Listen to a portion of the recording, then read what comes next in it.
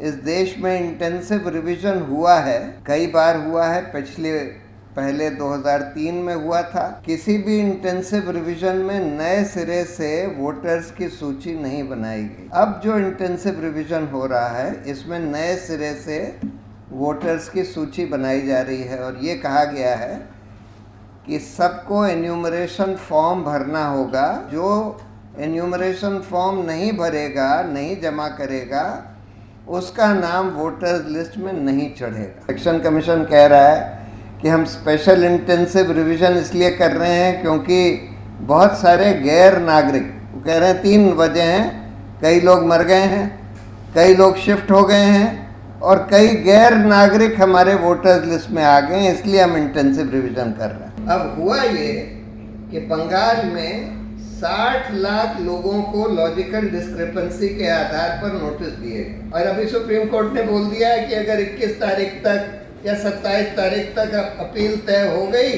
तो इनका नाम ऐड कर दिया जाएगा। कितने लोगों की अपील तय होगी? उस 27 लाख में से मैं गारंटी से कह सकता हूं कि 10,000 लोगों की अपील नहीं तय होगी 27 लाख में से। राज्य दर राज्य, हर राज्य में करीब 10%, एवरेज 10% लोगों का नाम वोटर लिस्ट से हटा दिया गया है इस SIR के प्रोसेस से। Good evening friends.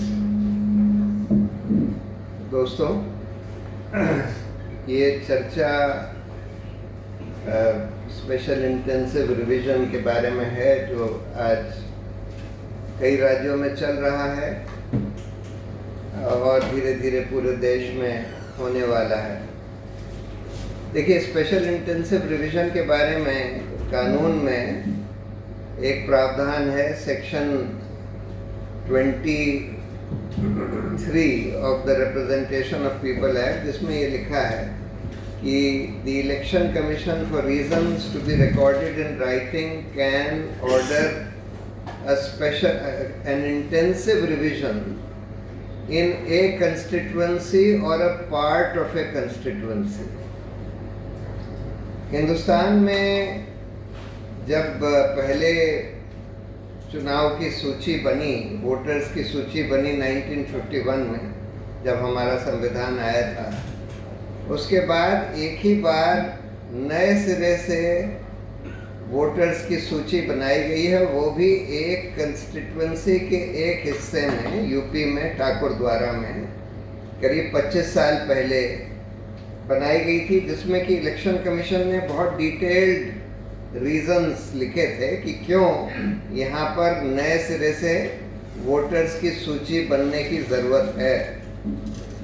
उसके बाद इस देश में इंटेंसिव रिवीजन हुआ है, कई बार हुआ है। पहले 2003 में हुआ था और किसी भी इंटेंसिव रिवीजन में नए सिरे से वोटर्स की सूची नहीं बनाई गई। अब जो इंटेंसिव रिवीजन हो रहा है, इसमें नए सिरे से वोटर्स की सूची बनाई जा रही है और ये कहा गया है कि सबको एन्यूमरेशन फॉर्म भरना होगा, भर के जमा करना होगा और जो एन्यूमरेशन फॉर्म नहीं भरेगा, नहीं जमा करेगा, उसका नाम वोटर्स लिस्ट में नहीं चढ़ेगा। तो इसकी वजह से ज़्यादातर राज्यों में करीब 10% लोगों के नाम वोटर्स लिस्ट से निकल गए हैं और अभी तक हमारे वोटर्स लिस्ट में जितनी जनसंख्या, एडल्ट जनसंख्या जिनके नाम होने चाहिए, तकरीबन उतने ही नाम वोटर्स लिस्ट में होने चाहिए जितनी हमारी एडल्ट जनसंख्या होती है। तो उससे थोड़ा कम था, कहीं 97%, कहीं 98%, कहीं 99% इस तरह था।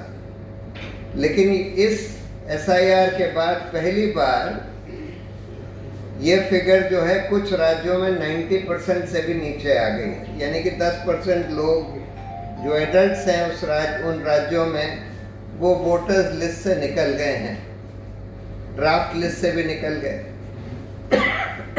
उसके बाद एक और प्रक्रिया होती है कि लोग अपना नाम चढ़ाने के लिए फॉर्म 6 में, नए सिरे से नाम चढ़ाने के लिए फॉर्म 6 में दरखास्त दे सकते हैं। नए सिरे से नाम चढ़ाने के लिए रिक्वायरमेंट ये होता है कि आप अपनी एज का और अपने रहने की जगह का कोई प्रमाण दीजिए, कुछ भी। या तो आप राशन कार्ड दे सकते हैं, या आधार कार्ड दे सकते हैं, या और कोई भी डॉक्यूमेंट, बैंक का कोई डॉक्यूमेंट दे सकते हैं, इलेक्ट्रिसिटी कनेक्शन का कोई डॉक्यूमेंट दे सकते हैं, कुछ भी दे सकते हैं। एज के लिए आधार दे सकते हैं, राशन कार्ड दे सकते हैं। और उसके अलावा एक सेल्फ डिक्लेरेशन देना होता है कि मैं हिंदुस्तान का नागरिक हूँ। उसके लिए कोई प्रमाण देने की जरूरत नहीं होती। उसमें ये लिखा होता है कि अगर आपका डिक्लेरेशन झूठा पाया गया तो आपका प्रोसिक्यूशन हो सकता है। बस इतना आपको सेल्फ डिक्लेरेशन देना होता है। उसके अलावा एक फॉर्म 7 है जिसमें लोगों का नाम हटाने के लिए, कि किसी का नाम आप वोटर्स लिस्ट से हटाना चाहते हैं तो आप दरखास्त दे सकते हैं कि भाई इसका नाम इसलिए हटना चाहिए क्योंकि ये जिंदा नहीं है, क्योंकि ये यहाँ से चला गया है, क्योंकि ये हिंदुस्तान का नागरिक नहीं। नागरिकता के बारे में जो इस SIR का मेन आधार इलेक्शन कमीशन कह रहा है, इलेक्शन कमीशन कह रहा है कि हम स्पेशल इंटेंसिव रिवीजन इसलिए कर रहे हैं क्योंकि बहुत सारे गैर नागरिक, कह रहे हैं 3 वजह हैं, कई लोग मर गए हैं, कई लोग शिफ्ट हो गए हैं, और कई गैर नागरिक हमारे वोटर्स लिस्ट में आ गए हैं, इसलिए हम इंटेंसिव रिवीजन कर रहे हैं। अब नागरिकता के आधार पर लोगों का नाम वोटर्स लिस्ट से हटाने के लिए सुप्रीम कोर्ट का एक बहुत अहम जजमेंट है 1995 का, लाल बाबू हुसैन के नाम से। उस समय हुआ ये था कि दिल्ली, बम्बई वगैरह में बहुत सारे, अनूप भी शायद उस केस में इन्वॉल्व थे, बहुत सारे लोगों का नाम इलेक्शन कमीशन ने वोटर्स लिस्ट से हटा दिया था इस आधार पर कि आप ये कोई, सबको नोटिस दिया गया था कि आप या तो पासपोर्ट दीजिए या बर्थ सर्टिफिकेट दीजिए, 3-4 डॉक्यूमेंट्स के नाम बोले कि इनमें से कोई डॉक्यूमेंट दिखाइए अपनी नागरिकता साबित करने के लिए। बहुत सारे लोगों, ज़्यादातर लोगों के पास वो कोई डॉक्यूमेंट्स नहीं थे, तो उनका सबका नाम हटा दिया गया। उसको जब चुनौती दी गई तो सुप्रीम कोर्ट ने बहुत अहम फैसला सुनाया। उन्होंने बोला कि अगर, पहली बात तो अगर किसी का नाम पिछली वोटर्स लिस्ट में है तो वो प्राइमा फेसी एविडेंस होगा इसका कि वो नागरिक है। उसके बाद अगर आप उसका नाम हटाना चाहते हैं तो इलेक्शन कमीशन को नोटिस में बताना पड़ेगा कि क्यों इलेक्शन कमीशन को इस बात पर डाउट है कि आप नागरिक हैं। उसका ठोस आधार बताना पड़ेगा। उसके बाद उसको हियरिंग की अपॉर्चुनिटी देनी होगी उस जने को, और उस अपॉर्चुनिटी में वो कोई भी एविडेंस दे सकता है, ओरल या डॉक्यूमेंट्री। डॉक्यूमेंट्री एविडेंस अगर उसके पास ना हो तो वो ओरल एविडेंस भी दे सकता है। हिंदुस्तान में इलेक्शन कमीशन ने अभी SIR के साथ 11 डॉक्यूमेंट्स की सूची दी। हम लोगों ने देखा कि बिहार में सिर्फ करीब 50% से कम लोगों के पास उन 11 में से एक भी डॉक्यूमेंट था। यानी कि 50% से ज़्यादा लोग ऐसे थे बिहार में जिनके पास उन 11 में से एक भी डॉक्यूमेंट नहीं था। Passport, birth certificate, caste certificate, matriculation certificate, government servant certificate, इस तरह के डॉक्यूमेंट्स उन्होंने मांगे थे। तो अधिकतर लोग हिंदुस्तान में ऐसे हैं जिनके पास अपनी नागरिकता साबित करने का कोई डॉक्यूमेंट नहीं होता।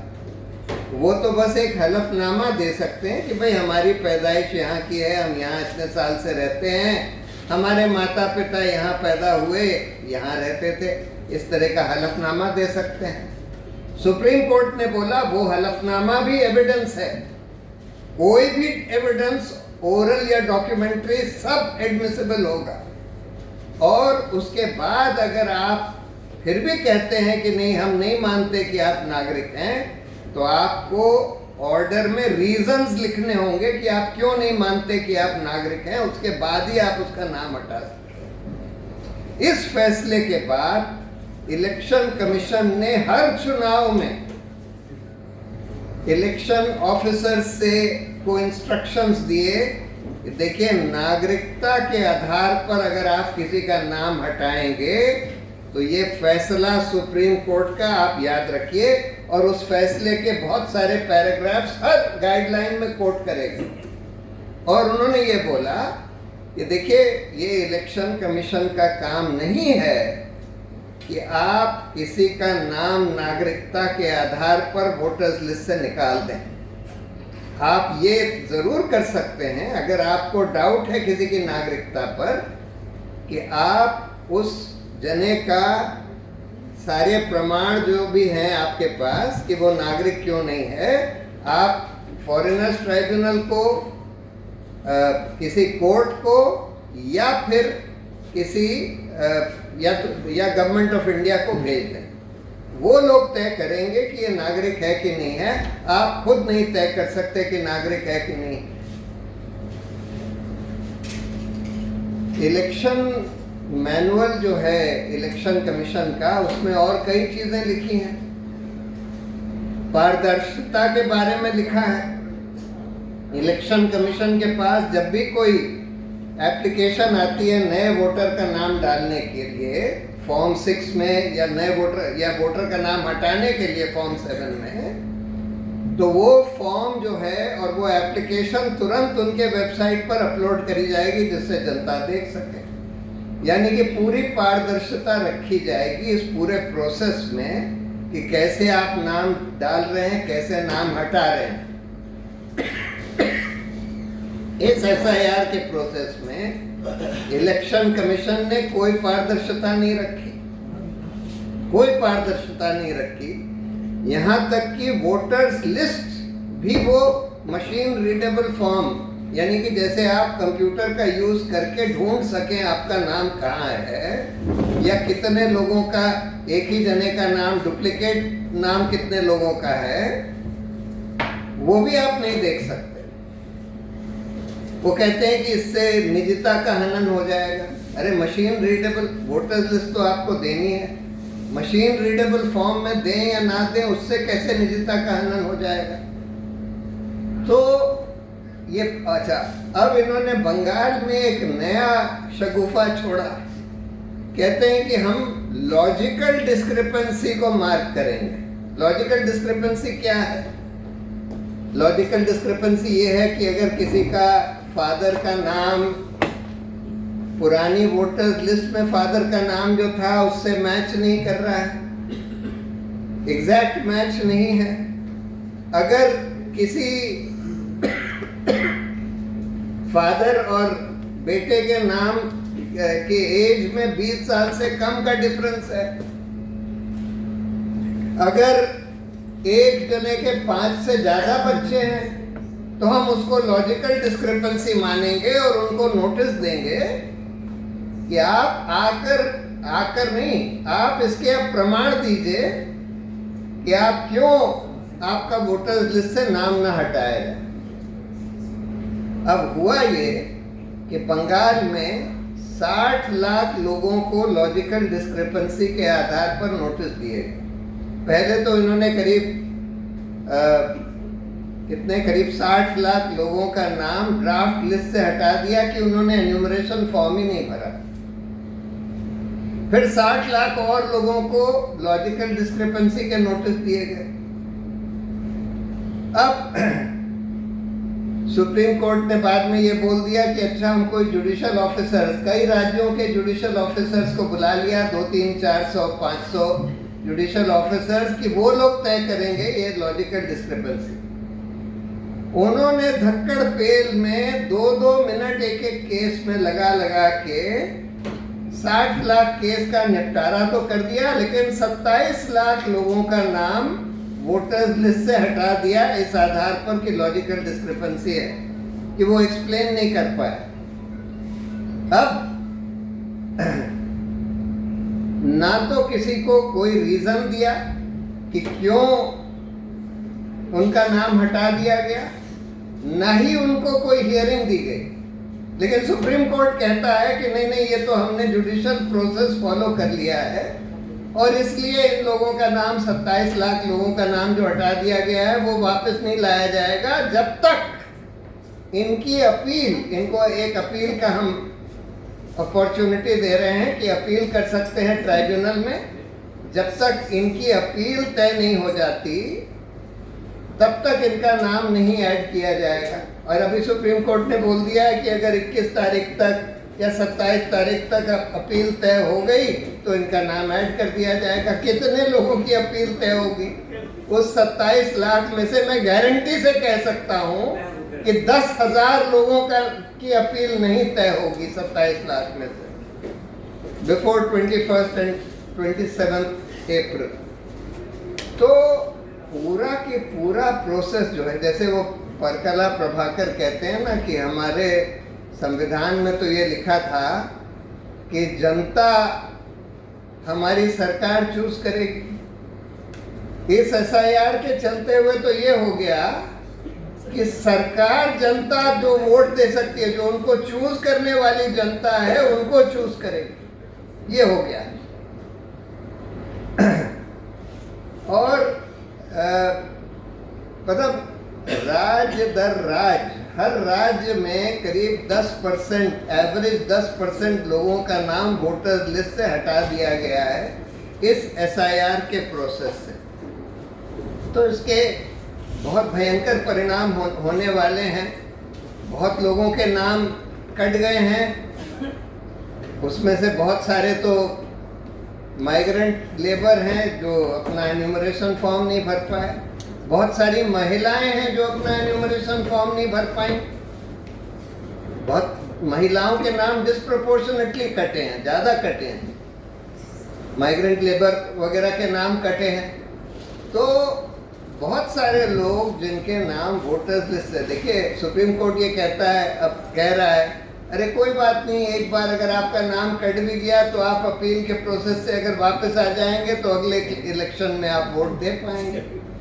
अरे भाई, वोट देने का तो राइट सुप्रीम कोर्ट ने अभी हाल में ही होल्ड किया है कि फंडामेंटल राइट है। 5 जजों की खंडपीठ ने, बहुत अहम राइट है, सेंटिमेंटल राइट है।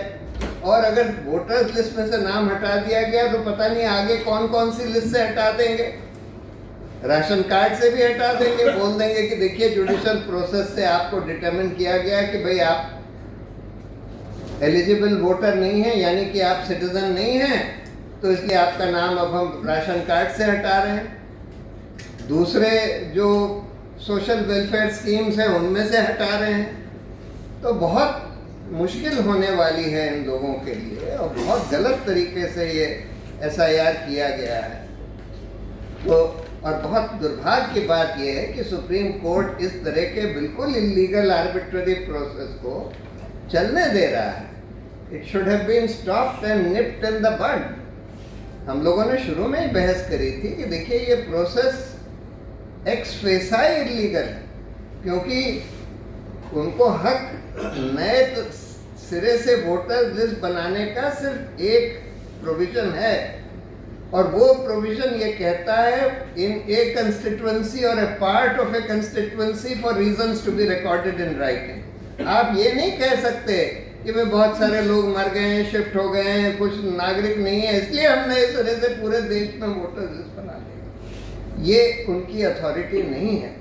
लेकिन अनफॉर्चुनेट है कि सुप्रीम कोर्ट ये सब होने दे रहा है, जिसके वजह से इतना ज़्यादा एंग्जाइटी है, इतना ज़्यादा रिजेंटमेंट है पूरे देश में। अभी तो खैर और नई नई चीज़ें हो रही हैं। अभी पार्लियामेंट में डिलिमिटेशन पर बहस चल रही है। बहुत सारी भयंकर चीज़ें हो रही हैं हमारे पूरे लोकतंत्र से खेलने के लिए। तो बस मैं यही कहना चाहता था। बहुत बहुत धन्यवाद। हाँ